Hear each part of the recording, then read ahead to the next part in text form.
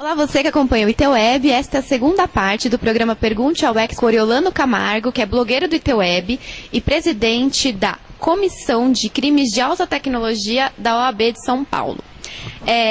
Coriolano, nessa segunda parte do programa a gente vai falar sobre validades de contratos online. Quem manda a questão é Elisandra Pancotti, da Intersul Distribuidora de Produtos Veterinários. Ela questiona: os contratos que veiculam na internet são realmente válidos? Não, não são válidos, porque o pressuposto de validade de um contrato, o pressuposto maior, obviamente essa é a minha opinião, é a igualdade da manifestação da vontade, que as partes tenham o mesmo peso ao contratar. Se nós formos verificar uma sociedade moderna hoje, os contratos bancários eles já vêm prontos, os contratos eles são todos o que eu chamo contratos de adesão, eles já vêm formatados. Você consegue fazer uma mínima alteração num determinado ponto ou outro. Isso fere o princípio maior dos contratos, que é a igualdade das partes contratantes e da livre manifestação de vontade. Você não tem a sua livre manifestação. Você lê o contrato e dá o famoso contrato clique. Você clica e ou você aceita ou aceita, né? São duas opções. Então, esses contratos são altamente discutíveis, muitas vezes eles são leoninos, né? No perdão da palavra, né? No jargão popular. O que significa leonino? Leoninos é que justamente são contratos que tem um leão maior de um lado, né? Contra outra parte que não tem a mesma força do leão, né? Digamos assim, no jargão popular. Então, fere justamente esse princípio de igualdade entre as partes. Então, eles são altamente discutíveis numa esfera judicial.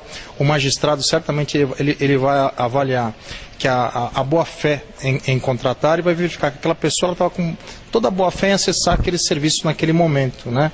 Mas a pessoa, às vezes, ou não teve tempo pela dinâmica da internet de ler todas as cláusulas, né, de aderir completamente, ou ela não concordava totalmente, mas ela precisava daquele serviço naquele momento para ter uma informação para o seu estudo, para a sua escola, precisava acessar um determinado serviço, né?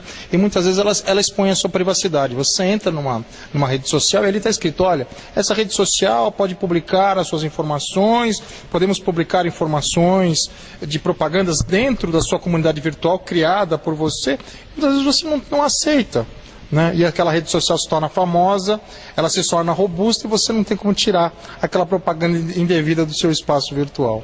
Entendi. Então ela vale, assim, ela é questionável do lado do consumidor. Agora, se o consumidor contratou, ele pode cobrar a empresa por ter contratado e ter assinado esse contrato? Para o outro lado, é mais, como eu posso dizer, mais dura a lei?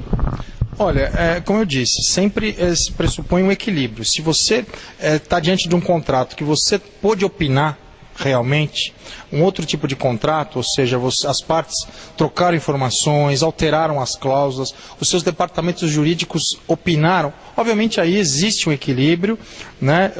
E no caso, vai ficar muito difícil você questionar o contrato. Giovanni Santos questionou se já existe alguma lei que regulamente a digitalização de documentos. Existem várias pequenas instruções normativas da Vigilância Sanitária, do Conselho Nacional de Justiça. Essa semana soltou algumas informações a respeito disso. Não existe uma legislação geral, nacional, que discipline a digitalização de documentos. Para os cartórios de registros, títulos e documentos, existem determinadas normas. O Conselho Nacional de Justiça está editando determinadas normas e essas normas vão passar por um processo de uniformização nacional dentro em breve. Entendi, tá certo. E a última questão aqui da segunda parte do programa Pergunte ao Expert é: colocar links de vídeos do YouTube num site comercial viola os direitos autorais dos produtores? Isso é um problema, né? Porque a gente vê muitos sites, blogs utilizando dessa ferramenta. Essa ferramenta não, né? Dessa possibilidade. Quem questiona é Oldemar Costa. E então, Coriolano, como fica? Existe até uma súmula do Superior Tribunal de Justiça que diz que independe de culpa, no caso do agente que se utiliza da imagem de terceiros. É mais ou menos esse o espírito da súmula. Você pode traduzir isso um pouquinho para a gente que não entende juridiquês, Coriolano? Sem dúvida, me perdoe. Se você está utilizando a imagem de uma pessoa sem a sua autorização, mesmo que você não tivesse intenção de ferir a honra e a dignidade daquela pessoa, ou os seus direitos autorais, nasce para aquela pessoa que teve sua imagem veiculada o direito a uma indenização, a uma reparação pelo uso daquela imagem, né? Eu entendo que, pela interpretação das leis de direito, da lei de direitos autorais, você não pode utilizar a imagem, a música de uma pessoa, a obra artística de uma pessoa, sem a sua autorização para fins comerciais. Você está sujeito aí ao pagamento dos respectivos direitos autorais, porque você está tendo um benefício comercial. A sua imagem passa a transitar melhor nos veículos de comunicação, porque você colocou uma música do Daniel.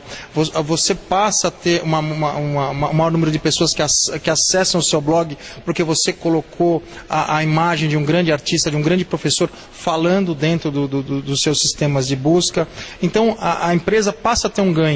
Se ela passa a ter um ganho, ela sem dúvida, ela deve pagar direitos autorais àquela pessoa. Ou assinar um termo com que aquela pessoa abra a mão dos seus direitos autorais ou faça um acordo com aquela pessoa, um acordo prévio para evitar uma briga judicial.